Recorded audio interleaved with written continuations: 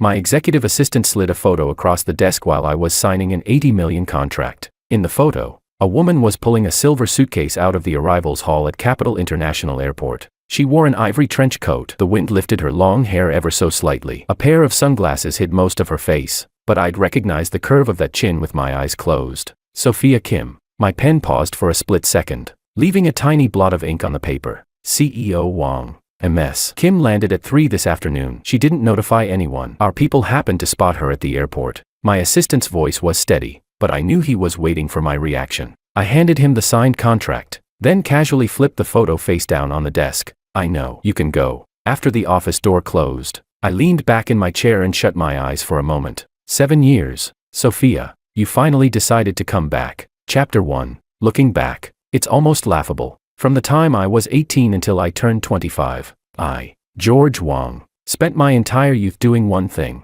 chasing Sophia. Our families had been close for generations, and we'd grown up together. She was 3 years older than me. When I was little, I'd run after her calling her Big Sis, and she'd never even bother to look back. Then I grew up. I stopped calling her Big Sis, and started pursuing her instead. I went all in. Everyone in a city knew about it. People said the youngest son of the Wang family had completely lost his mind over the eldest daughter of the Kim family. The day she left the country, I chased her all the way to the airport and nearly got myself killed by a car. She turned around at the security checkpoint, looked at me once, and said only one sentence: "George, don't wait for me." Then she disappeared for 7 years without a single word. For the first 3 years, I really didn't wait. I buried myself in work and dragged the Wang Group from a second-rate company to the top tier of the industry. The results I achieved during those 3 years are still something the board brings up with admiration. In my 4th year, I met a girl named Willow at a banquet. To be honest, the first time I saw her, I caught a glimpse of Sophia in her. The shape of her eyes,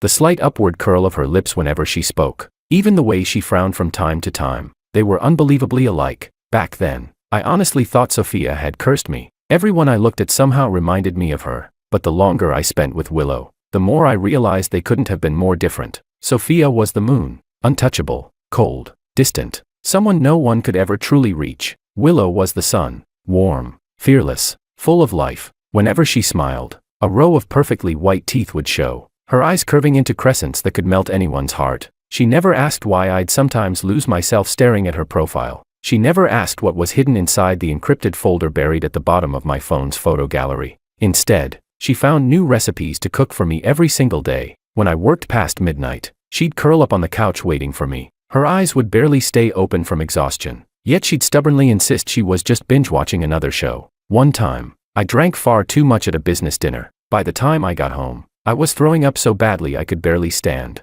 She scolded me the entire time while making me hangover soup. Halfway through her lecture, she burst into tears first. "George, if you keep drinking like this, I'm breaking up with you." The next morning, after I sobered up, breakfast was already waiting on the table. There was a note pinned beside it. "The porridge is in the pot. I've gone to work. Text me what you want for dinner." As I stood there staring at that little note, something inside me quietly gave way. So, this was what it felt like to be loved so openly. In our 3rd year together, on her birthday, I rented out her favorite French restaurant. She thought it was just a birthday dinner, but halfway through the meal, I took out a ring. She froze. Then her eyes turned red almost instantly. She held out her hand for me to slip the ring onto her finger. Then she threw her arms around me and whispered something into my ear. Words I'd never forget for the rest of my life. "George, thank you for choosing me." Not, "I do, but, thank you for choosing me." She said it so carefully, so cautiously, as if she'd spent her whole life preparing herself to be the one who wasn't chosen. My heart ached. I pulled her tightly into my arms.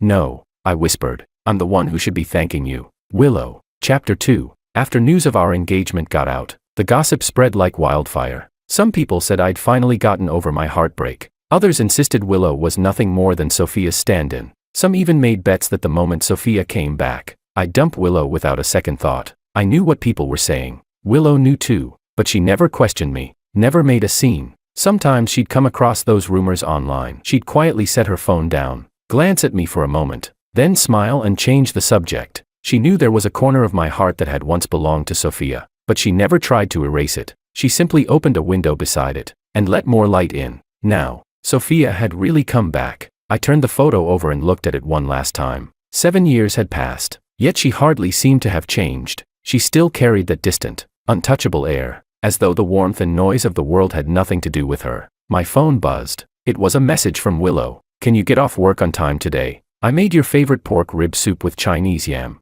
I checked the time. 4:30. 1 hour until I got off work. The drive home would take about 40 minutes. I'd make it just in time for her to bring the soup to the table. I replied. I'll be home on time. Wait for me. After sending the message, I tossed Sophia's photo into the paper shredder. The gears hummed for a few seconds. The woman in the ivory trench coat was reduced to countless thin strips of paper, mixed together with the discarded contracts I'd signed earlier that day. No one would ever be able to tell them apart again. I didn't want to ask why she'd come back. I didn't care where she'd been over the past 7 years, whether she'd lived well, or whether she'd ever thought about me. None of it had anything to do with me anymore. The 18-year-old George would have searched the entire city just because Sophia casually mentioned a certain bouquet. The 25-year-old George wouldn't. The 25-year-old George would leave work on time and go home to drink the pork rib soup his fiancée had made for him. As I picked up my car keys and walked out of the office, Assistant Lin hurried after me. CEO Wang. About Ms. Kim. Should we send someone to pick her up? I pressed the elevator button without looking back. No. Whether Sophia comes back to this country or not, what does that have to do with me? As the elevator doors slid shut, I caught the look on Assistant Lin's face. It was subtle, the kind of expression that said, I knew you'd finally grown up. Yeah, I had. I'd gone from a foolish boy chasing the moon, to a man who finally knew what he wanted. The soup was piping hot. Willow had forgotten to add salt, but when she looked at me with those hopeful eyes and asked if it tasted good, I still smiled. It's delicious. Her eyes curved into crescents, beaming with happiness. She turned toward the kitchen to serve me another bowl. I wrapped my arms around her from behind. She tilted her head slightly. What's wrong? She was still holding the soup bowl. Nothing. I just wanted to hold you. She laughed softly, set the bowl down, turned around, slipped her arms around my neck, and stood on her tiptoes to kiss my forehead. Then she said with complete seriousness, Mr. George Wang, you've been very well behaved today. So here's your reward. Looking into her bright, sparkling eyes, I suddenly realized something. Every woman in the world combined couldn't compare to the one standing in front of me, the one who always forgot to put salt in the soup. Moonlight might be beautiful, but it was cold. The person in my arms was warm. She was my son. The next morning, I received a text from an unfamiliar number. Just 3 words, I'm back. There was no signature, but I knew exactly who it was. Over the past 7 years, she'd changed numbers countless times. She never saved mine. Each number was used only once or twice, like a faint, half-hearted attempt to test the waters. Every time I'd received one of those messages before, my heart would race. This time, I looked at it for 2 seconds. Then I handed my phone to Assistant Lin. Have this number blocked. Assistant Lin froze for a second, then nodded. Understood. CEO Wang. Outside the window, the sun was shining brightly. Below, the city buzzed with traffic and life. I picked up the wedding planner's proposal from my desk. On the last page, I signed my name. Then I sent Willow a message. I booked the wedding venue, the estate you said you loved. 3 seconds later, a string of screaming emojis popped up. Right after that came a voice message. I tapped it. She sounded so excited her voice practically cracked. Really? But that place is so expensive. Smiling, I typed back. Expensive? There's no price too high to marry you. After I hit send, I leaned back in my chair. For the first time in 7 years, I felt completely at peace. The moon could stay where it belonged. High in the sky, the woman I loved was at home, making soup for me. Chapter 3. News of Sophia Kim's return spread through a city like wildfire. It traveled even faster than I'd expected. That very night, my WeChat was flooded with messages. My childhood friend David dropped 7 or 8 texts in the group chat in a row. Have you heard? Sophia's back. She went straight to the Kim group today. Looks like she's staying for good this time. Everyone else in the chat was waiting for my response. I glanced at the messages, locked my phone, and placed it on the nightstand. Then I turned over and wrapped my arms around Willow, who was already asleep. She was never a graceful sleeper. She curled herself into a little ball and instinctively burrowed into my chest, her hair brushing against my chin and making it itch. I lowered my head and kissed the top of her hair. Stop. She mumbled sleepily before snuggling even closer. I smiled, then closed my eyes and went to sleep. The next morning, after the executive meeting ended, Assistant Lin knocked on my office door. His expression was complicated. CEO Wang. Ms. Kim is downstairs at the reception desk. I was reviewing a proposal when I looked up. What is she here for? She says. Assistant Lin hesitated for a moment. She's representing the Kim group to discuss a business partnership. He paused before adding. She's been waiting downstairs for over an hour. I didn't let her come up. That actually surprised me. I knew Sophia Kim better than most. Pride was in her bones. She'd always been the one people waited for, never the other way around. If this had been the old Sophia, she'd have walked out after 5 minutes. Looks like even the moon had finally come down to Earth after 7 years. I closed the proposal. After a brief thought, I said, "Send her up." When Sophia walked into my office, I was still on the phone. I gestured for her to sit. She quietly took a seat on the sofa across from me. Her back was perfectly straight. Her hands rested neatly together on her knees. Elegant, composed, like a painting. Only seeing her up close did I realize how much she'd changed. The corners of her eyes were slightly more defined. Her jawline had become sharper. She'd lost a noticeable amount of weight. The cool distance she'd always carried now felt even more pronounced. She wore a sharply tailored black skirt suit. Her hair was pinned up, revealing a slender, fair neck. Around it hung a delicate silver necklace. A tiny star pendant rested at the end. I recognized it immediately. I'd given her that necklace for her 18th birthday. It had cost every penny of 6 months' worth of allowance. Back then, she'd only looked at it and quietly said, "Thank you." I'd assumed she'd thrown it away years ago. I looked away, hung up the call, then nodded politely. "Ms. Kim, sorry to keep you waiting." The formal address made her eyelashes tremble ever so slightly, but she quickly regained her composure. She took a document out of her bag and placed it on the desk. "CEO Wang, the Kim Group has a large mixed-use commercial development launching in the second half of the year. We'd like to know if the Wang Group is interested in partnering with us." I picked up the proposal and skimmed through it. It really was an excellent project. The Kim Group had deep roots in commercial real estate. The location was prime. The planning was solid. If the partnership went through, the Wang Group stood to make a very impressive profit. Still, I didn't give her an answer right away. I closed the folder and looked at her. "A project this important. Why are you the one handling it?" "I joined my father's company. This project is under my responsibility." She met my gaze without flinching. Her eyes were clear, steady, open. "George, I studied overseas for 7 years. It'd be a waste if I came back without putting any of it to use." Chapter 4. She said it so casually, but I knew what she meant. Those 7 years hadn't been wasted. She hadn't left to avoid me. She'd left to become a better version of herself before coming back. But what did any of that have to do with me?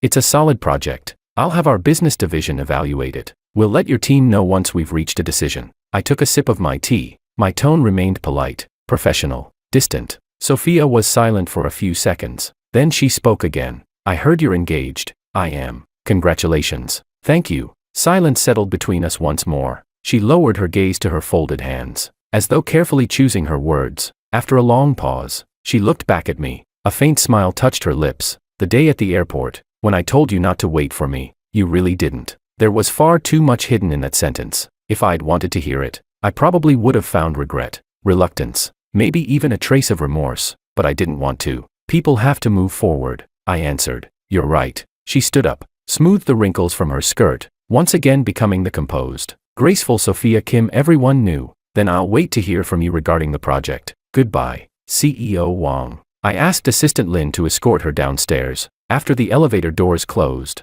I picked up the proposal she'd left behind. As I flipped through the last few pages, a small sticky note slipped out from the remarks section. It was written in her handwriting. "Is the osmanthus tree outside my old house still there?" My fingers paused. The old Kim residence had an osmanthus tree growing in the front yard. Every September, its blossoms filled the entire courtyard with their sweet fragrance. Sophia's bedroom window faced that tree. When we were kids, she loved sitting by the window with a book. The scent of osmanthus drifted inside as the breeze lifted her hair. She looked so quiet, so beautiful, like someone who had stepped out of a painting. Back then, the first thing I'd do after school was run to her house. I'd stand beneath that osmanthus tree and call her name. Most of the time, she ignored me, but every now and then, she'd toss a tiny osmanthus blossom out of the window. For a 17-year-old boy, catching that single little flower was enough to keep him smiling all night. I tore the sticky note off, crushed it into a ball, and tossed it into the trash. Whether that osmanthus tree was still there had nothing to do with me. When I got home that evening, Willow was curled up on the couch scrolling through her phone. The moment she saw me walk in, she immediately put it down and ran over. Standing on tiptoe, she carefully examined my face from every angle.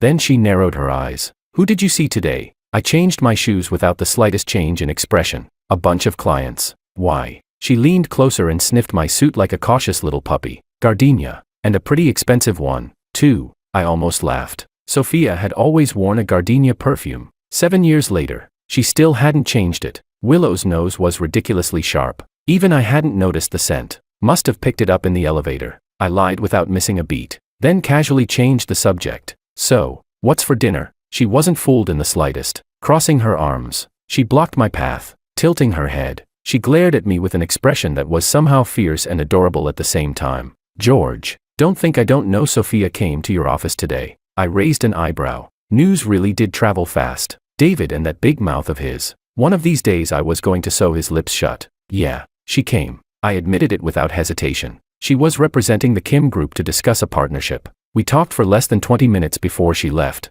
Just business. Just business. Chapter 5. Willow stared into my eyes for several long seconds, as if trying to confirm something. I met her gaze without the slightest hesitation. I had nothing to hide. A moment later, the tension in her expression eased a little. Still, she let out a small huff and turned toward the kitchen, muttering under her breath.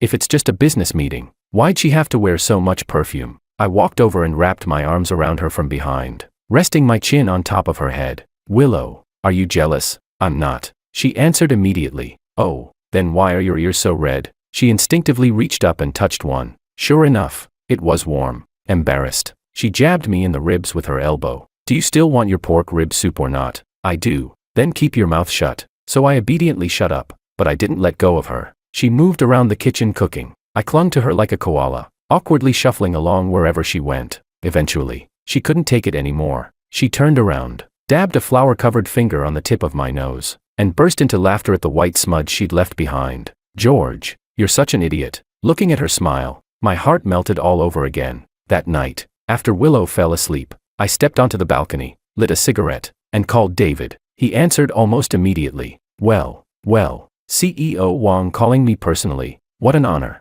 Did Sophia go see you? There was a second of silence. Then David gave an awkward laugh. Yeah, she came asking about you. She wanted to know how you've been these past few years. I didn't tell her much. I just said you've been doing great. Your career's booming. You're engaged. And your fiancé's gorgeous. That's it. I didn't say anything else. What else did she ask? David hesitated. She asked, what kind of person your fiancé is. Then he sighed. George, I'm being serious. Sophia's different this time. She spent 7 years overseas by herself. I heard she didn't come back until she'd finally let everything go. Just keep your head on straight. Don't do anything stupid. I stubbed out my cigarette in the ashtray. Looking over the city lights, I watched the neon signs flicker like countless blinking eyes. Do something stupid, I said quietly. I've never been more clear-headed. After hanging up, I went back into the bedroom. At some point, Willow had rolled over onto my side of the bed. Her entire face was buried in the pillow. She was sleeping without a shred of elegance. Her phone was still on. The screen was open to a wedding planning app. Displayed on it was a bouquet. Pink peonies. White baby's breath. Wedding bouquet. Option 3. Peonies were her favorite flowers. She always said peonies were too extravagant. Roses were too ordinary. Only peonies felt just right. Beautiful without being overly seductive. Graceful without trying too hard. I placed her phone on the nightstand, then lay down and pulled her into my arms. Even asleep, she instinctively found the most comfortable position. One leg landed across mine. Her arm slipped around my waist. She mumbled something in her sleep. I couldn't make out the words, but the last syllable sounded like, Geo. I couldn't help smiling. A stand-in. Who exactly was supposed to be whose stand-in? Willow had never been anyone's replacement. She was simply Willow. She loved cooking with chili peppers. Sophia couldn't handle spicy food at all. When Willow laughed, the whole house seemed to fill with her voice. Sophia always smiled with quiet restraint. When Willow was angry, she'd twist my ear. When she was happy, she'd leap into my arms and wrap herself around my neck. When she was sad, she'd hide under the blankets and cry by herself. Everything about her was vivid, warm, overflowing with life, uniquely hers. If anyone still believed I chose Willow because she looked like Sophia, then they were completely blind. Chapter 6. On the third day after Sophia returned, we finally ran into each other at a private gala in a city I hadn't wanted to attend, but the host was a longtime business partner of the Wang Group and someone I respected deeply. There was no polite way to decline. Willow happened to have a company dinner that evening, so I went alone. The moment I walked in, I saw Sophia. She stood by the floor-to-ceiling windows with a glass of white wine in her hand,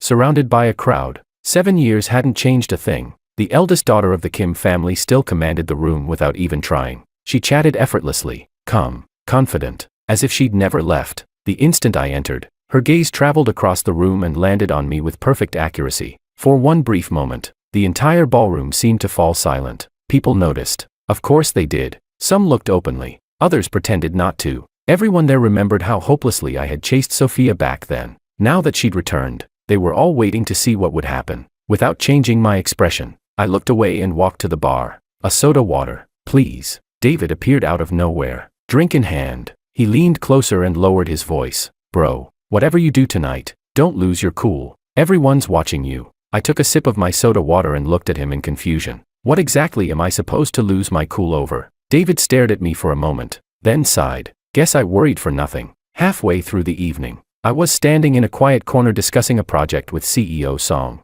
In the middle of our conversation, the atmosphere behind us suddenly shifted. I turned around. Sophia had somehow made her way over. A wine glass rested lightly in her hand. The smile on her face was perfectly measured. CEO Wang. CEO Song. I hope I'm not interrupting. CEO Song immediately got the hint. He found an excuse and slipped away, leaving the two of us alone. Tonight she wore a smoky blue evening gown. Her hair fell naturally over her shoulders. Her makeup was understated. Compared to the sharp, professional image she presented in my office, she looked much softer. She raised her glass and lightly clinked it against mine. The meeting in your office was all business. Tonight can be a little more relaxed. She glanced at my drink. You're not drinking. I'm driving. So soda water. She nodded. Silence lingered for a few moments. Then she suddenly said something I hadn't expected. I've met your fiancé. My hand tightened slightly around the glass. I frowned. Willow had never mentioned it. When had they met?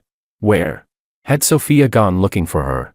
Relax. It's not what you're thinking. As if she'd read my mind, Sophia smiled faintly. We happened to run into each other yesterday at a cafe near the World Trade Center. She was sitting at the table next to mine. I didn't know her personally, but I'd seen pictures of her online. She's even prettier in person, and she has the sweetest smile. Her voice was calm, almost relieved. Yet beneath that calmness, I could still hear what she was trying so hard to hide. I introduced myself. I told her I was Sophia. She froze for a second. Then she smiled and said hello. Sophia slowly swirled the wine in her glass as she recalled the encounter. Then she said, I know who you are. George used to like you very much. My fingers tightened around the soda water. Willow. What expression had she worn when she said that? What had she really been feeling? Had she? Do you know what she said next? Sophia turned to look at me. Her eyes were filled with emotions too complicated to name. She said, thank you for not saying yes to him back then. Otherwise, I never would have met him. Chapter 7. For a moment, I was stunned. Then I couldn't help laughing. That was exactly the kind of thing Willow would say. She might seem carefree on the surface, but she understood everything. She never avoided my past. She never doubted herself because Sophia had returned. She could even sincerely thank the woman I'd once loved. That wasn't a declaration of victory. It was simply the confidence that came from knowing exactly who she was. Sophia watched the smile that had unconsciously appeared on my face. She lowered her eyes and remained silent for a long time. The music at the gala changed. Soft jazz drifted through the ballroom. Beyond the floor-to-ceiling windows, the city glittered with lights. George, she said quietly, if I hadn't left 7 years ago, would the person standing beside you today have been me? There was no way I could answer that, because she hadn't stayed. That what if had never existed in the first place. Life doesn't come with what ifs, only choices, and their consequences. 7 years ago, she chose to leave. I chose to grow. Willow chose to love me. Every choice was irreversible. Together, they became the life we had today. Still, looking at the way she quietly waited for my answer, I gave it serious thought. Then I answered honestly. I don't know what would have happened 7 years ago, but I do know one thing. I set my glass down, looked her straight in the eyes, and said each word clearly. My wife is Willow. The words weren't sharp. They didn't cut instantly, but they landed with undeniable weight. Sophia's smile froze for the briefest moment. Then it slowly softened into something impossible to describe. Somewhere between acceptance and heartbreak. She lowered her head and took a sip of wine. When she looked up again, her eyes were slightly red, but she held herself together. Not a single emotion spilled over. That's good, she said softly. You finally found the person you'd been waiting for. I shook my head. I didn't wait for her. She found me. After saying that, I set my empty glass down, gave her a polite nod, then turned and walked away. The moment I pushed open the ballroom doors, the cool breeze of early autumn rushed toward me, clearing my mind. I took out my phone and called Willow. She answered after the very first ring. Finished already? I just wrapped up too. I had a little to drink. My head's kind of fuzzy. Her voice carried that soft, tipsy sweetness that made me want to pull her into my arms. Stay where you are. I'm coming to get you. You don't have to make a special trip. I can just call a taxi. Don't move. I'll be there. I hung up. pressed the unlock button on my car key, got behind the wheel, and started the engine. The car's Bluetooth connected to my phone automatically. One of Willow's favorite old songs began to play. Its melody was gentle, unhurried. I rolled down the window. The night wind swept through the car, carrying away every lingering trace of gardenia perfume. My phone lit up. It was a message from David. Bro, you're unbelievable. Do you have any idea how much Sophia drank after you left? I glanced at it once, then turned the phone face down. The woman in someone else's heart was no longer my responsibility. My own son was still out there waiting for me in the chilly night. I needed to get to her. Chapter 8. The car pulled out of the underground parking garage and merged into the city's nighttime traffic. Neon lights flowed across the windows in streaks of red, blue, gold, and purple, like a dazzling river of color. About 20 minutes later, I spotted Willow standing beneath a street lamp outside her office building. She was still wearing the apricot-colored blazer she'd left home in that morning, pacing back and forth in her heels while glancing at her phone every now and then. The early autumn night carried a chill. She wrapped her blazer tighter around herself as the wind tousled her hair, and the streetlight stretched her shadow long across the pavement. I pulled up in front of her and gave the horn a quick tap. She looked up, and the moment she recognized my car, a bright smile bloomed across her face. She hurried around to the passenger side, opened the door, and climbed in. As she buckled her seatbelt, she grinned. That was fast. What? Did you race all the way here? I didn't answer. Instead, I leaned over to check that her seatbelt was properly fastened, then gently tucked a loose strand of hair behind her ear. She froze for a second and blinked at me. What's wrong? Why are you acting so strange today? How am I acting strange? I don't know. She tilted her head and studied me for a moment. Then she suddenly leaned closer, sniffed me once, then again. Her expression turned a little complicated. You went to that gala tonight, didn't you? Yeah. You ran into her? Yeah. Willow fell silent for 2 seconds before leaning back against the passenger seat, staring straight ahead. She asked in an unnervingly calm voice, "What did you two talk about?" I started the car and casually turned the steering wheel. She asked me if she hadn't left 7 years ago, would the person standing beside me today have been her? Willow turned to look at my profile without blinking. And what did you say? I pulled the car over to the side of the road, unbuckled my seatbelt, and turned to face her. The alcohol had left a faint blush on her cheeks. Her bright eyes shimmered with 3 parts anticipation, 3 parts nervousness, and 4 parts stubborn composure she was desperately trying to maintain. She looked impossibly adorable and heartbreakingly vulnerable.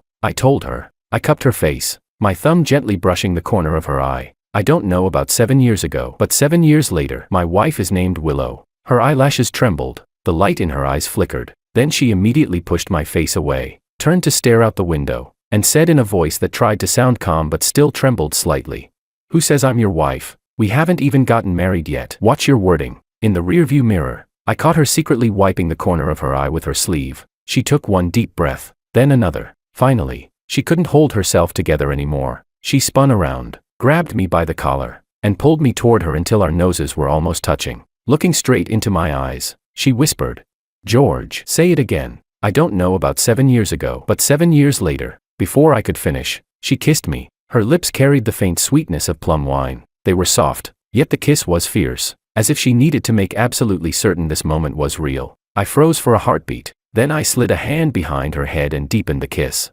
Chapter 9. Outside the car window, the city's neon lights still shimmered tirelessly. In the distance, an osmanthus tree swayed in the evening breeze, its tiny golden blossoms drifting softly to the ground until they blanketed the pavement. After a long while, I finally let her go, resting my forehead against hers. My breathing was still uneven, but my voice had never been more sincere. "Willow, I've never thought of you as someone I settled for, so don't ever think of yourself that way. Sophia is wonderful, but you're even more wonderful. You're the best person I've ever met." I pulled her into my arms, resting my chin on top of her head as the faint floral scent of her shampoo filled my nose. "I know," she whispered, her voice thick with emotion. "Let's go home. The pork rib soup I made is still simmering. You already made me finish it. You'll have to make another pot for me tomorrow. Then, instant noodles tonight. That's it. Fine. Instant noodles with 2 eggs. Is that fancy enough for you?" She burst into laughter. When she stopped laughing, she leaned against my shoulder and quietly stayed there without another word. I started the car again and pulled back onto the main road.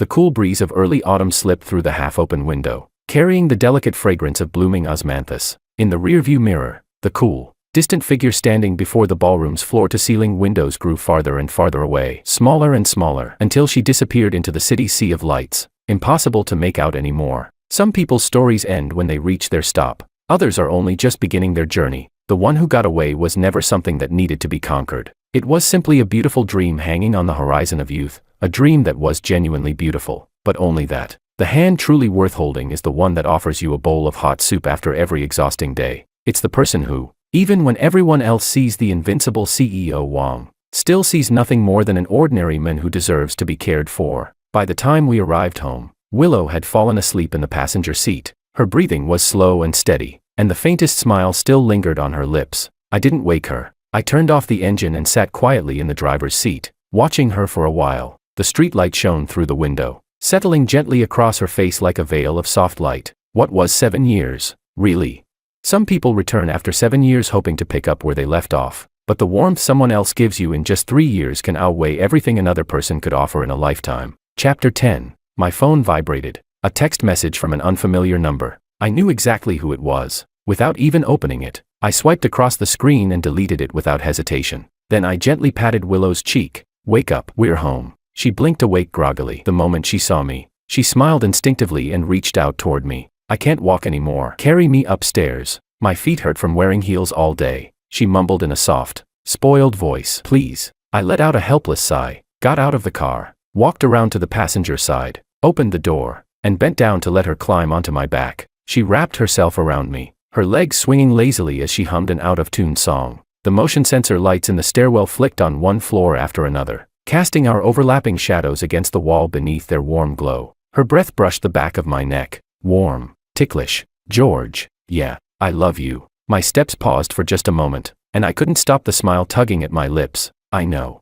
Can't you just say you love me too? No, why not? If I say it too often, it'll lose its value. She huffed and lightly bit my shoulder. It wasn't hard, more like a kitten chewing on a toy. Chuckling, I adjusted my grip beneath her legs and carried her a little more securely. When we reached the front door, I set her down and took out my keys. She slipped her arms around my waist from behind, rested her cheek against my back, and murmured so quietly that anyone else might have missed it. But I heard every word. George, the best decision I've ever made in my life was walking up to you first at that gala. I slid the key into the lock. The door opened a crack, and warm golden light spilled out from inside. I turned around and looked straight into her eyes. Then, carefully, sincerely, one word at a time, I said, me too. Back then, at that gala, everyone had surrounded me, raising toasts, trying to make connections, handing me business cards. Only Willow had walked over to the quiet corner with a glass of orange juice in her hand. She looked at me and said, "Your tie is crooked." Then she reached out and retied it for me herself. When she finished, she took a step back, studied me for a moment, and smiled. It was the smile I remembered for the rest of the night. There, much more handsome. From that moment on, she stepped into my life, and never left. Hand in hand, we walked through the front door into our home, filled with warm light. The door clicked softly shut behind us, leaving the fragrance of osmanthus, and the dreams of the past, outside forever. Inside, the water in the pot hadn't reached a boil yet. The instant noodles were still waiting in the cabinet. The living room lights were just bright enough. This was my ordinary, beautiful life. This was the future I wanted to spend, one day after another. What's so great about some unforgettable crush? My Willow is way better.